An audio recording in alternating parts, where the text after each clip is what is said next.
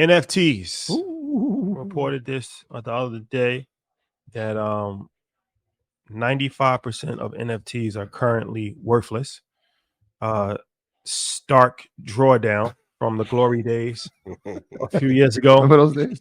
When things were running rampant and people were buying Bored Ape yachts for $600,000. Yeah. So Bored Ape for 600,000.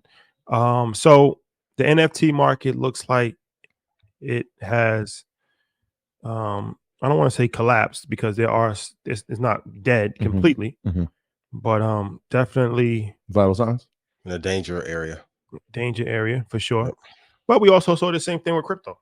If you really think about it, around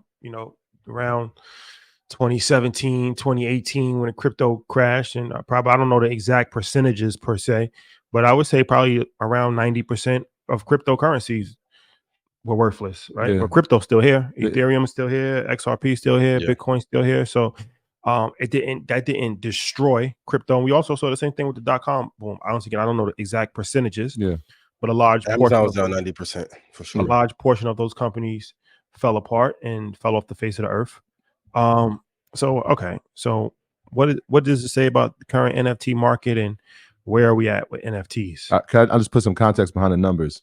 So we have, out of the 73,257 NFT collections, 69,795 have a market cap of 0 Ether, right? So not dead, but doesn't look pretty. Of that number, approximately 23 million investors own these tokens with no practical use or value.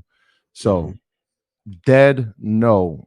Trouble signs, yes, but I like the comparison that you just said with the cryptocurrency and the .com. It's about finding which companies over the next 5 to 10 years will be the ones that stay around, which ones have practical use, which have functionality that can sustain over time. And so that looks like what has happened here. But I don't think the technology is dead. I think that's the key part that people really need to remember is that, yes, that this case scenario has looked gloomy, but the technology, when it's done right, will be here. You can go, Ian. I know everyone thinks that I'm going to come on and say I told you so. I'm not. When Jordan hit the game winner in Game 6 over the Jazz, he just shot the ball, let it go in, and went back down court. I'll say this: too many people copied Bored Ape Yacht Club and crypto punks as a grift. I know that's a favorite term going around on the internet. Number 2, I agree that most spaces, when they're not valuable, will draw down 90 to 95%. And my main thing that I was saying in regarding NFTs is that most of them have no value. The underlying technology is amazing, but thirdly, even though some may not want me to say this, a lot of the banks and major institutions were complicit in maybe having this market draw down so that they can come in and then put their projects on certain platforms and allow them to do incredibly well.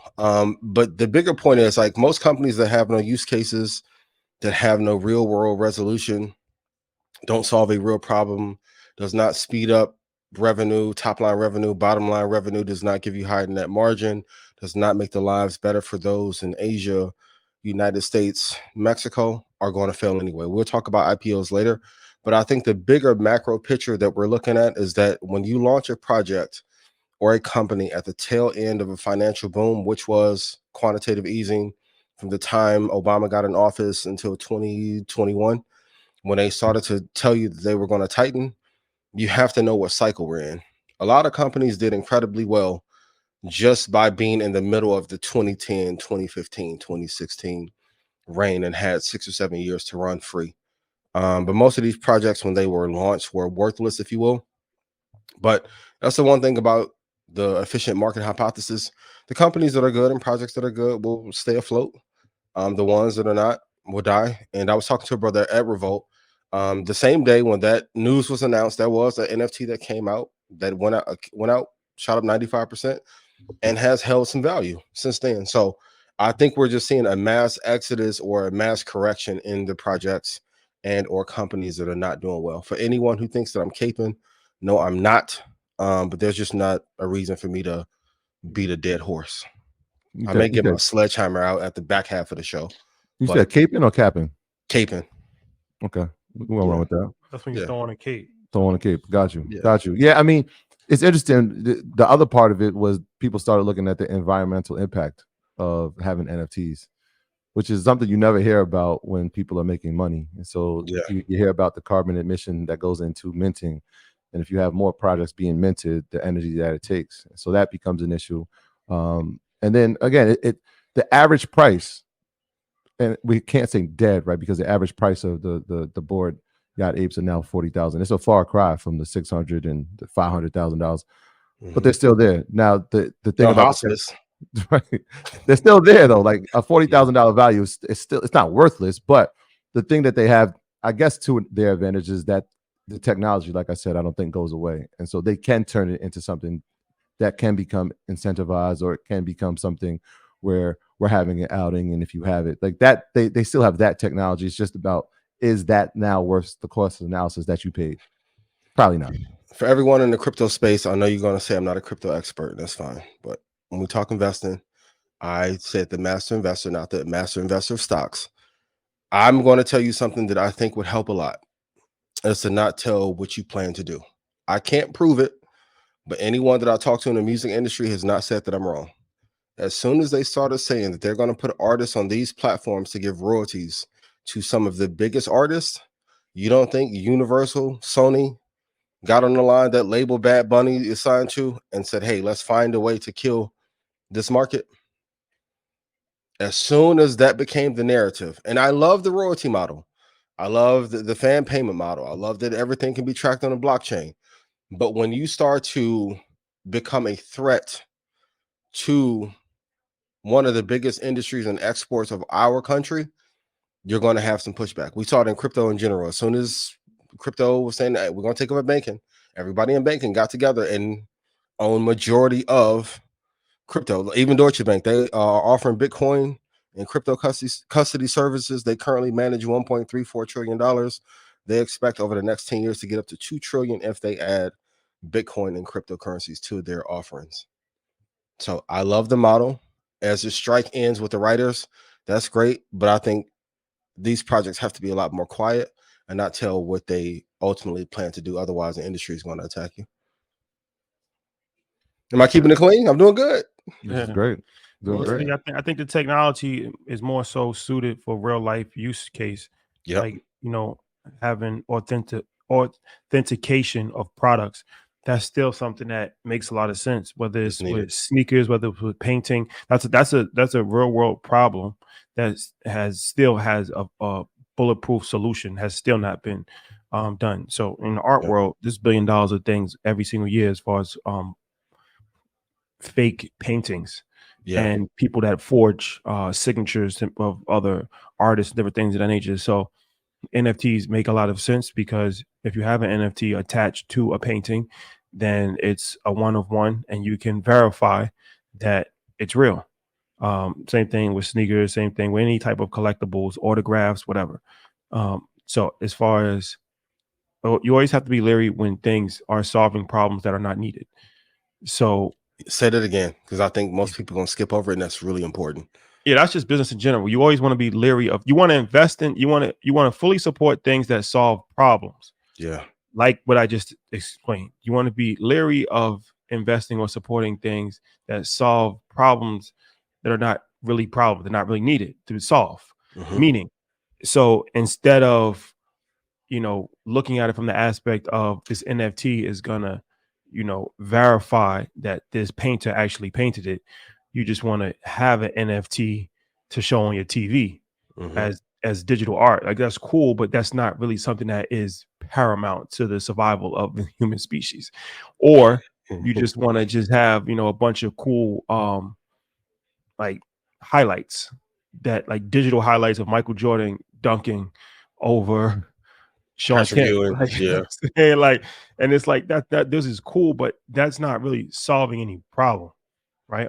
Just a monkey that just shows on your phone. It's cool to have, but that's not of utmost importance of solving problems, right? So a lot of people got caught up in the NFT from that aspect of it. They got caught up in the oh, I'm just going to buy this monkey The because hype beasting of it. Yeah. it's going up so crazy. And it's Mhm. like you lost the actual utility part of it for just the hype part of it. And the hype is always going to come down eventually, but the utility is always going to be there. So it's the same thing with crypto. You know, all of those coins and all those projects that was just have no purpose and just, you know, was just there, they Yeah. all fell apart. But there's real life application for a lot of these coins. And those are the coins that actually have survived. And those are the coins that probably will survive. So Yeah.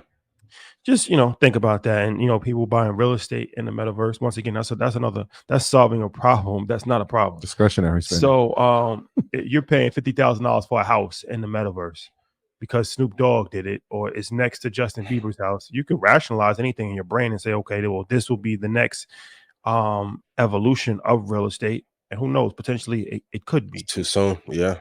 But Yeah. that's not solving a problem. Buying a building in Cleveland, Ohio, next to the Mayo Clinic is solving a problem because Yep. there's actually doctors and residents that actually need somewhere to physically live while they're living on Earth, and you can provide them housing. That's actually solving a real problem. Mhm. Buying a ranch in in digital world is not necessarily solving a problem right now. So just think about that when you're investing. That's kind of like a litmus test. Is this solving a real real problem, world problem. Yes. or is this solving a problem that's not really a problem? Let me run this off to you real quick. When you talk to Robert Smith, Amy, episode last week was amazing. DC Appreciate Young Flower, Carlos from 85 or Chad. When you talk to Trap, Jeezy, Steve Harvey, Tabiti, Ladoon, when I talk to your dad, has any of them mentioned NFTs? You don't have to like crypto, but if the big players, you know who, Mike Novogratz ain't mentioned no fucking NFTs. He's in a space.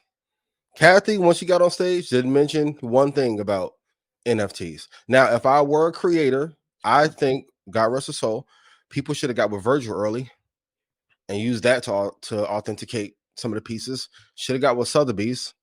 Probably should have got with Mauricio Umansky or somebody in real estate to do it there. But it has to, like you said, solve a real use case. Now, for my creators out there, if you do create a solution, since the market is at a rock bottom, maybe you can provide a solution that will help the real world. So I'm not anti-crypto, but just some projects are dumb. Remy, my voice. Are you dumb? This is one of them. Shout to Pap and the other Ichigati or whoever else. Hold your head. Ichigati. Hold your head. You can't make sense out of nonsense. So that's something to always keep in mind. Like, you know, you can try to make sense out of nonsense. You can So a lot of people will do it. You can rationalize anything. Like if you convince yourself, you can really rationalize anything, but ultimately it's still nonsense. So don't get caught up in the hype. Don't try to make sense out of nonsense, because trying to rationalize it, eventually you're going to realize that it's really just not, it's just nonsense. Yeah. And even though it's an alternative investment, make sure you have your core down. Long-term stocks, insurance, real estate, primary business, before you get to NFTs, the girl who's yum, all that. Before you get to investing in OnlyFans girls that you're not talking to and as the manager, make sure that you have your core four down, especially as interest rates go up. We have a bunch of geopolitical threats. The banking spaces came and taken over crypto. Like, if you're an entrepreneur, please write this down. Your job in any business is to accumulate more secrets than anybody else. If this was going to be the hit that everyone said that it was going to be, you wouldn't yell it out on the internet. You wouldn't do it. You wouldn't yell it out on the internet unless you were looking for offset, perhaps. Hold your head. Mistake too. I'm gonna be in New York this week. I know you tough. I don't want no issues. That's a mistake too. House arrest. 120 on the cook up. Oh, hold your head. Nah, I'm serious. Hold your boy. Wow, talking about considerable drawdown. Opportunities. And the only ops I know. Jesus. Yes. Well,